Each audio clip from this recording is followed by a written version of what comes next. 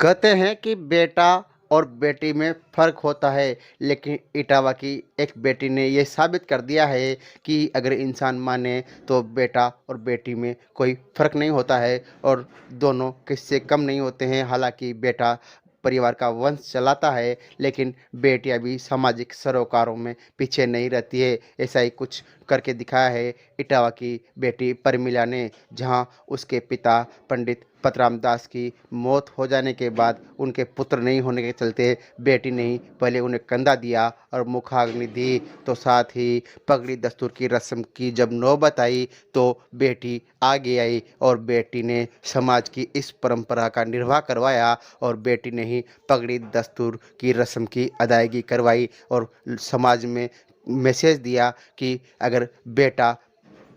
परिवार की साख है और परिवार को वंश चलाने वाला है तो बेटी भी लाख उससे लाख गुना आगे है और बेटी भी इस परंपरा का निर्वाह करने में अपनी भूमिका निभा सकती है। जहां केंद्र और राज्य सरकारों के द्वारा लिंग भ्रूण प्रशिक्षण पर रोक लगाई गई है और बेटा बेटी में समानता की बात कही गई है, तो इस बेटी ने इसे भी साबित करके दिखाया है कि बेटा और बेटी में किसी को फ़र्क नहीं समझना चाहिए। अगर बेटा परिवार का वंश चलाने और परिवार का पालन करने में अपनी भूमिका निभाता है तो बेटियां भी उस परिवार का साथ देने और किसी भी प्रकार से परिवार को पीछे नहीं हटने के लिए आगे रहती हैं और ऐसा ही कुछ करके दिखाया है इटावा की बेटी परमिला ने। आपको बताएं, पंडित पतराम दास के दो बेटियां थी, परमिला और रीना, और जब पंडित पतराम दास की मौत हुई तो बड़ी बेटी परमिला ने पहले तो मुखाग्नि देकर उन्हें कंधा दिया